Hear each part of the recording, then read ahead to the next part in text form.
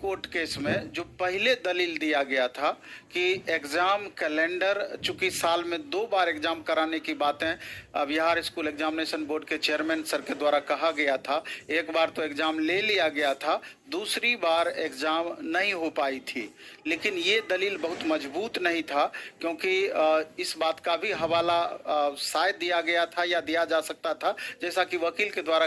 कहा गया कि अन्य एग्जाम में भी इस तरह का एग्जाम कैलेंडर दिया जाता है, वो परिस्थिति बस निर्भर करती है एग्जाम लेगी अथवा नहीं लेगी। लेकिन इसका जो दूसरा मुख्य पहलू था, जो कि आधार को आपका मजबूत करता है, कि 2022-24 वाले अभ्यर्थी जिन्होंने बीएड हाल के दिनों में 24 में पास किया, उनको एक बार जरूर मौका मिलना चाहिए। टीआरई 4.0 से पहले एस्टेट जरूरी है, उस एस्टेट में इन लोगों को एक बार जरूर मौका मिलना चाहिए, क्योंकि एक ही अभ्यर्थी लगातार एग्जाम में शामिल हो पा रहे थे। और जैसा कि प्रतीत हो रहा है कि इस मामले को लेकर के माननीय जज साहब भी कन्विंस हो रहे हैं, और बिहार स्कूल एग्जामिनेशन बोर्ड को 16 दिन का समय दिया गया है, और 16 दिन के बाद उनको ये बात 16 दिन के लिए समय देने के बाद ये बात बताई गई है, आपको अपना पक्ष रखना है कि एस्टेट टीआरई 4.0 से पहले आप ले रहे हैं कि नहीं ले रहे हैं, या अपने तरफ से कारण बताना है। और आपको इस बात को भी ज्ञात होनी चाहिए कि जो 16 दिन का समय दिया गया है, उसके अगली सुनवाई जब होगी उसके 3 दिन के बाद माननीय जज साहब रिटायर भी होने वाले हैं। तो एक हमको लगता है कि 99% पॉजिटिव आपके लिए बन पा रहा है कि मे भी कि जाते जाते जज साहब, चूंकि आपका पक्ष मजबूत है, तो आपके पक्ष में कुछ इस तरह का डिसीजन दे दें, जिससे कि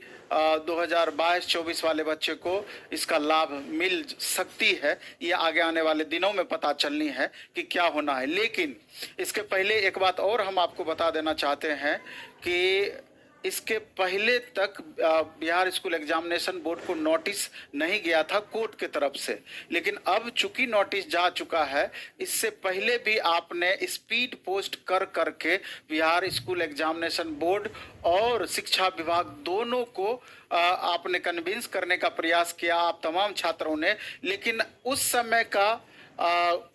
जो वकील साहब के द्वारा बताया गया था कि परफेक्ट समय नहीं था, लेकिन अब परफेक्ट समय है कि अब अगर स्पीड पोस्ट मैक्सिमम संख्या में बिहार स्कूल एग्जामिनेशन बोर्ड और शिक्षा विभाग को पहुंचती है,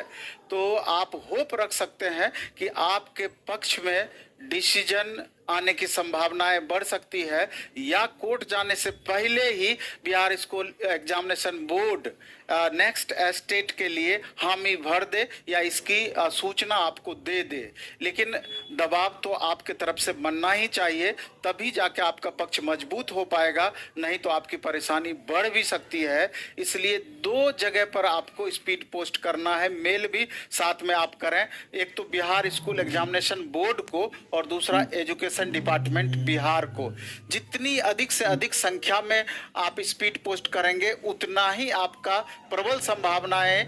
बढ़ेगी स्टेट के लिए। और अगर आपका ये पक्ष कमजोर रहा, अगर अधिक से अधिक संख्या में अगर आप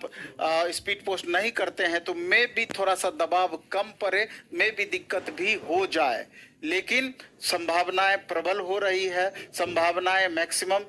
कन्वर्ट होने की बढ़ रही है। इस लेकर के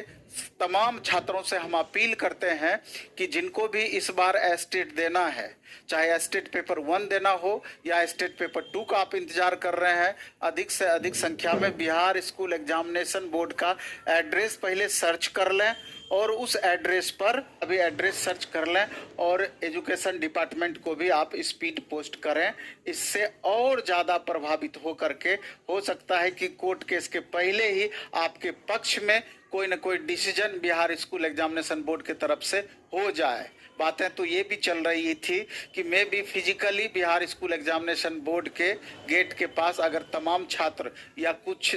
छात्र भी अगर वहां पर धरना प्रदर्शन में बैठते हैं तो और ज़्यादा, लेकिन स्पीड पोस्ट भी अगर अधिक से अधिक संख्या में करिएगा तो आपकी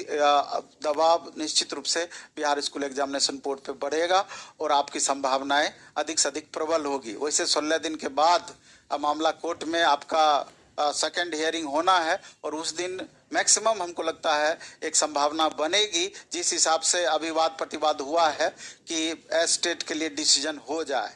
तो उससे पहले हो जाए तो कोई आश्चर्य की बात नहीं है। क्योंकि आप कल ही देखे हैं कि टीआरई 4.0 के रिगार्डिंग कल आपका विधानसभा में चर्चा भी हुआ है और माननीय एजुकेशन मिनिस्टर सर के द्वारा ये एक